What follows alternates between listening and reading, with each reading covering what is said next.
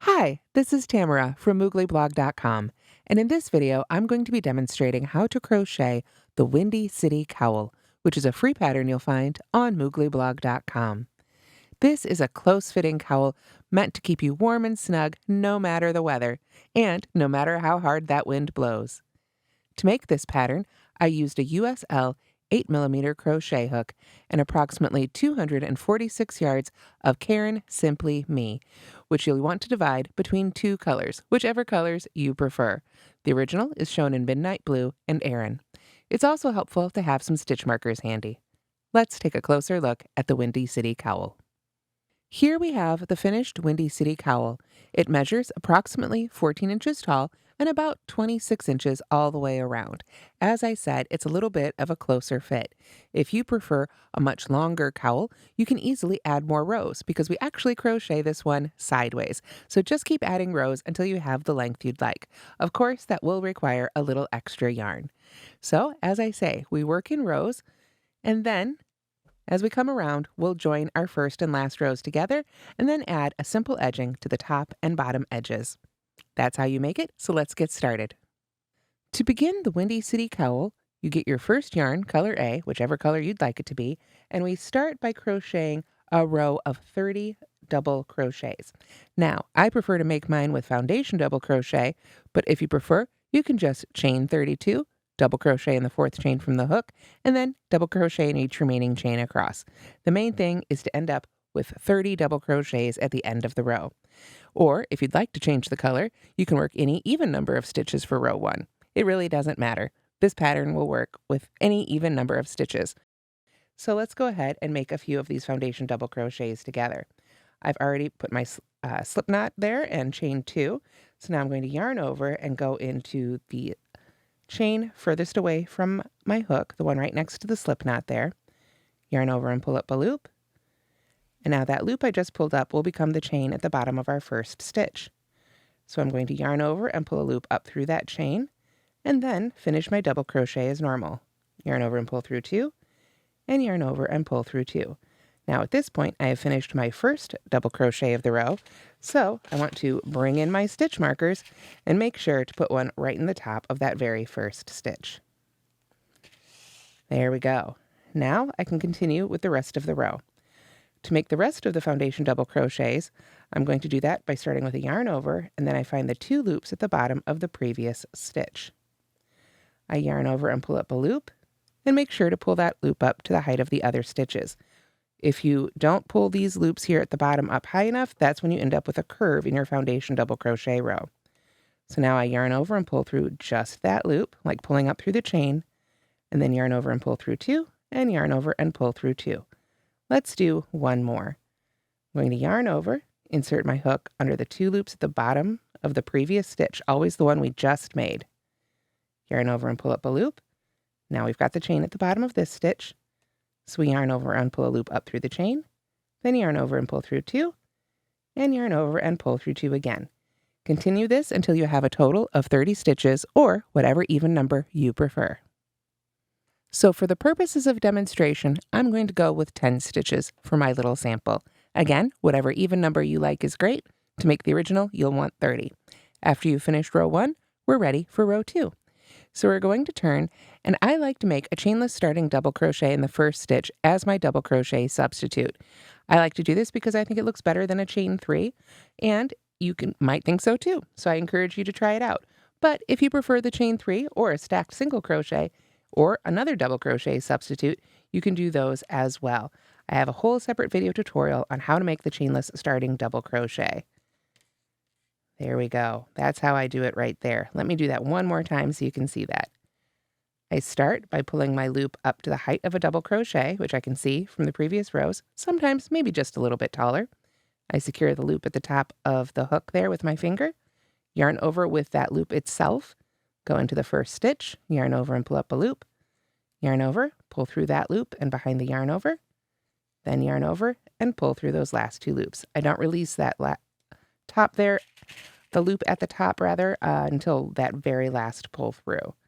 There we go. As I say, I've got a whole separate tutorial on that if you'd like to see that. a little more close up. So there we go. We've got our chainless starting double crochet. Again, you can do a stacked single crochet, a chain 3, whatever you prefer to do that first stitch. Then, as soon as you've got one double crochet or whatever it is in that first stitch, we're going to skip the next stitch, and then we go ahead and work 2 double crochets between the previous and the next stitch. So what does that mean? So if we've skipped this stitch, now it becomes the previous stitch. This would be the next stitch. We're going to work right in between those. So we want to go right between the posts, put our hook right in there, and pull up our loop.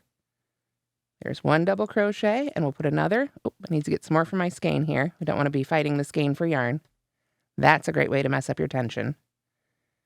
There we go. All right, so now we've got 2 double crochets in that space between the previous and the next post. So, going back to our instructions, now we can begin our repeat. We skip 2 stitches and then work 2 double crochets between the previous and the next stitch. So as soon as we've skipped it, now this becomes the previous stitch. So we skip 2, work in between that post and the next one. Go right in between those 2 stitches. So we're not going into the top of a stitch, we're really going in between. Almost like we were going to work a post stitch, but we go straight through. We're not going around the post, just straight on through the fabric. Let me pull up a little bit more yarn here in my beautiful green color. And we continue this across. Skip 2, double crochet in between those 2 and the next. 1 and 2. This is one of those things that when you read it, might be difficult to understand, but once you see it, oh yeah, okay, skip 2 between the previous and the next one. Go ahead and put 2 double crochets right there. So you'll do this all the way across. And when you come to the end here, as I have done on my little sample, when we skip those next 2, of course, that gives us out in the air. So what we want to do is double crochet in that very last stitch right here. Now, when we double crochet in this stitch, we're going to be switching to our next color. For this pattern, we switch colors every 2 rows. So you'll want to go ahead and get your next color ready. So once you've got your new yarn ready, your color B, if you will, then we can go ahead and finish the last stitch of row 2. I'm just going to go a few inches in here, drape it right over my hook. There we go. And finish the last stitch with the new color. So I will just leave this end hanging out here along with the end of our color A. I'm going to be pulling up these colors every 2 rows so that I can cover them with our edging later. I really prefer to do it this way because then I don't have a bunch of extra ends to weave in. Now, if you were doing this project as a stash buster and you were using lots of different colors and only making 2 rows in each color and not coming back to them or adding a bunch more colors, you may want to go ahead and actually cut your yarn and join the new color with a slip stitch instead. But if you're going to carry it up the side like I plan to do, then joining it this way is the best way to get a clean color break and create beautiful stripes.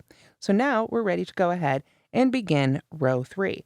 So I'm going to turn and I'm going to go ahead and keep a hold of our 2 ends here, the green working yarn and the end of our orange yarn, just to give me a little bit more leverage here as I make this first stitch. Because again, I want to work my chainless starting double crochet in the first stitch. And again, you may prefer to use a different double crochet substitute. In fact, it might be a little bit easier in this spot, so you can use whichever you prefer. Now I am going to slip my orange end over my hook here just so I can trap it inside the stitch and hold it down a little better. There we go. So that first stitch can be a little tricky. I'll move my yarn, or my stitch marker rather, right on up to that stitch. But I do think it is worth it for the look I get. So I put a little extra effort into that stitch. And now I can just kind of tug back down on those ends and straighten things out as needed and let them hang out there until I come back to them. So to continue row 3, we now want to work a second double crochet into that first stitch. And I do believe in weaving in my ends, but I also believe in crocheting over them, at least in a couple stitches to hold them in place. So there we go. You can see how that stitch really wants to open up, so I can pull down on the green a little bit there to help fix that. All right, so now we can go to our written instructions and follow our repeat, which starts with skip 2 stitches, 2 double crochets between the previous and the next stitch. Skip 2, go right in between, just like we were doing on the previous row. We just have to offset them a little bit, so we start with 2 stitches instead of 1. So we skip the next 2, go in between the posts with 2 double crochets. These are some very bright colors that I picked to demo in today, as opposed to the white and blue that I used in the original. You can see the really great color range that Caron Simply Me has. It's a wonderful yarn that I do really enjoy using. All right, on our little sample here, you can see we've come to the end already. When we skip these 2 stitches right here, when we get to 3 stitches remaining, we skip those last 2 and work 2 double crochets right in that very last stitch. This will help mirror what we did at the beginning so that we have symmetry to our pattern. There we go. So on a smaller scale here, this is what it should look like at the end of row 3. Now row 4 is going to seem pretty familiar. It's going to be a whole lot like row 2. We're going to turn and first work our double crochet substitute or chain 3 right in that first stitch. Again, whichever method you prefer. It's your project. Make it the way you enjoy making it and with the look you enjoy looking at. There we go. I'm going to mark the top of that first stitch, whatever it is. And then we skip the next stitch and double crochet in between those 2. And now that we've been working in them, we've got this great big space there. It makes it so easy to see right where our stitches are going to go. From here on out, it'll be a lot easier to see right in between those. Kind of like when you're making a granny stitch pattern. This is really similar, but we've got 2 stitches instead of 3.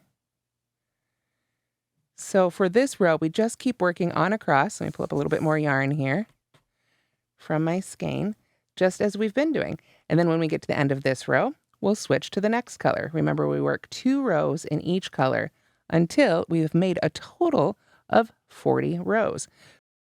So our repeats are rows 3 and 4. I'm finishing up row 4 now. When we get to the end, we see we've got 1 set of 2 right here, so we're going to skip 1 and work a double crochet in the very last one. But on this one is where we're going to want to pull up that other color. So I'm going to stop with 2 loops left on my hook, let the orange fall, or color B, if you will, pick up our color A, which for me is the green here. I'm going to just gently yarn over, and you can see all the stretch. There's a lot of yarn carried along the side there. Let me get that stitch marker out of the way for now. We've got a long line there. So what I want to do is I want to just gently pull that yarn through those 2 loops to finish the stitch. Now I'll tighten those loops up with the orange here, but I want you to see, I'm going to take a moment, and I call it sort of zhuzhing the stitch. It doesn't really have an official name. I pull back and forth like this. And the reason I do that is because I want to have it not taut in between here. I don't want it to be tight. If it's too tight, it'll try and pull my rows down like this. It'll be too squishy. Like here, we'll show you. We'll just pull it down tight. You see what that does? If it's too loose, if I make it super loose like this, then when I go to cover it up with my edging, it's going to try and stick out, and we may get some weird effects when we block the overall piece. So, like I say, I like to go back and forth a few times like this, and you can kind of just say, you can kind of see, okay, that's the height of those 2 rows. It's not too tight. It's not too loose. It's just running really nice and evenly right along the side. That's where we want it to be. Then we're ready to repeat rows 3 and 4. Turn and begin again. So here you can see I've added 4 more rows. We continue to pull the yarn up along the side so that we don't have to break it. And you can see how the pattern offsets with those pairs of double crochets. It's a relatively simple pattern.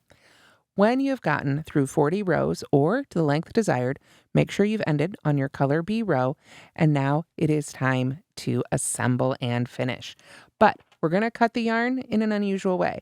We're going to leave the green attached. We're going to use, or color A, I should say, leave color A attached. We will use that to make our edging, and we don't want to add 2 extra ends to weave in. So just leave that attached right now. We're going to cut color B, but we're going to leave a 24-inch tail. Now, that 24 inches is for the full-sized one as described in the pattern. If you've made it wider, then you may want to cut an even longer length of yarn. I'm going to cut just a few extra inches here on our little guy. I'm not going to, measure it. Just make sure you cut enough basically to leave a nice, or make a nice seam. So once we've cut our color B here, we can go ahead and just finish that off and pull that loop through. And then we'll need to grab our yarn needle. Here we go. Then we'll go ahead and thread color B here on the needle. What we're going to do is we're going to use this tail to mattress stitch the last row to row 1. And we want to make sure we do that without twisting. And that means, of course, on a longer cowl, you run the risk of doing something like this before you sew it together. Now, you could do that on purpose to get a Mobius look, but that's not what we're going for today. So instead, make sure maybe lay it out on a table in front of you. That's just our extra end there. Now, the way these yarn lines carried, I want to, you can see it's a little different on this side. I want to make this the inside side of my cowl and this the outside. So I am going to lay it out that way and then just carefully bring these two ends together. Now, the stitch count should be the same on each of these rows. So what we're going to do is sew them together. And we're going to do that using the mattress stitch. Now, again, I need to get these little extra ends out of the way. So if you'd like, you can go ahead and weave those in before, but I'm just going to leave it and just kind of tuck it out of the way here right now to make it easy to show. So for the mattress stitch, you can go from the bottom up or from the top down. A lot of people prefer to go from the bottom up. So let's go ahead and turn it that way. Let's make it easy. Our yarn is attached on this side. So I'm going to go in on this side, but I'm going to come from underneath up through the 2 loops of the stitch. This is where having made foundation double crochets is really nice because it gives us 2 loops on the bottom of our foundation row there that we can work under. So I'm going to go, you can see from the inside of the cowl towards the outside, under those 2 loops on the opposite side. Now I caught a little extra bit of yarn there. Let me get that out of there. There we go. We want to get a nice clean sewing line here. I just caught a little extra strand. There we go. Okay, so it's attached on this side. We've gone through 1 stitch of this side, and we can pull those a little closer. Now, I'm going to go back and go ahead and go through the first stitch on this side. Same thing, from the inside of the cowl towards the outside.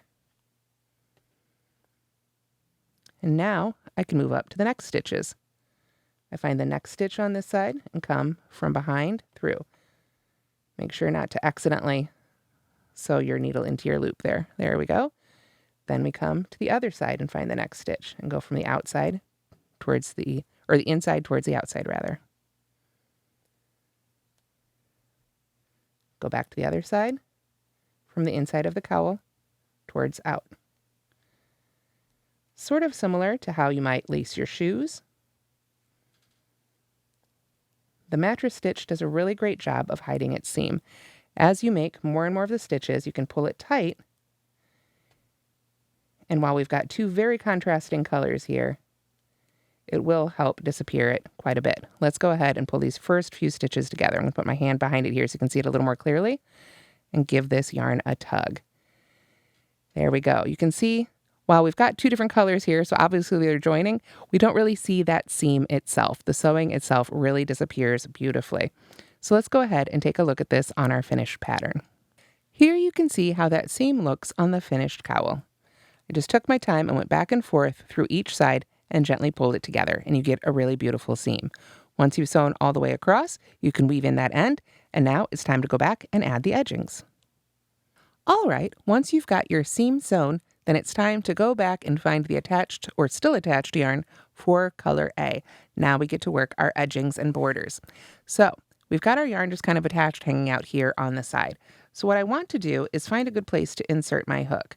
Now, a good rule of thumb that I find for working in a border into the sides of double crochet stitches, which is what we have here, is to work 2 stitches into the side of each row. And it looks like this yarn is kind of attached sort of in the middle, if you will, but near the bottom of this double crochet right here. So this seems like a good place to go ahead and insert my hook. I'm going to go right where I would if I already had an active loop on my hook, yarn over and pull the working yarn through. Now this may be a little bit tight, so just take your time and work your stitches through. Once we've got a loop pulled up on our hook, then we can start crocheting. We chain 1, go right back in that same spot, and make a single crochet. And if you'd like, you can go ahead and put a stitch marker right in the top of this stitch as well. There we go. I've removed all the rest from the body. We don't need any of the other ones that were in there before. Now I can continue crocheting all the way around this edge. And I'm going to make sure that when I get to the part where I have those floats on the inside there, that I make sure to capture them inside those stitches. So let me take a couple of stitches here around the edge so we can get to where those floats are. Now we come to another row here, and it's Luckily, really easy to see. We've got our color change. So I can put 2 single crochets in the side of that stitch. And again, I just kind of look for a space in the bottom half and the space in the top half of the double crochet. Same thing when you get to your double crochet substitute, you can kind of visually split it in half. If you did a chain 3, maybe put, one of the double crochets in the first chain, the other double crochet in the top of the chain, wherever you think it looks good. Just make sure it looks as even as you can and try and be consistent. Consistency is usually the key to a lot of these things.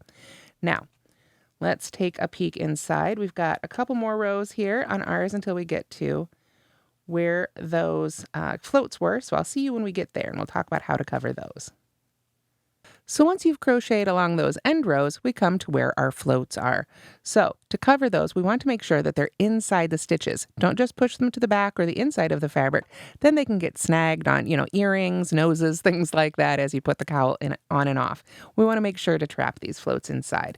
So I've got my next row right here. There's that double crochet. I know I'm going to work 2 double crochets in it again, just like I've been doing. So I'll go ahead and put my hook here right through the bottom half of that stitch. I always try and catch 2 loops when I can. Sometimes it doesn't want to cooperate, but I do my best to get in there. There we go. And now you can see that float. I just make sure it's on top of my hook when I yarn over and pull my loop through and make my double crochet like so. Then I'll do the same thing here at the top half of the stitch. Just make sure the float is covered or included inside the stitches as you work. And that will trap them safely inside. We won't have all those extra ends to weave in, which I always appreciate myself. And of course, it'll give you a really nice, clean look without catching on your earrings and your nose as you put your cowl on and off.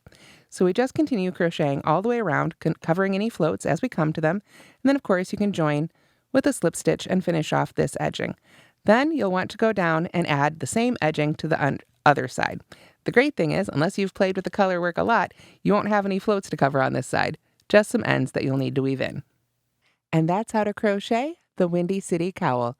I hope you've enjoyed this free crochet pattern. Again, you'll find the written out pattern on mooglyblog.com. Thank you so much for watching, and don't forget to like and subscribe.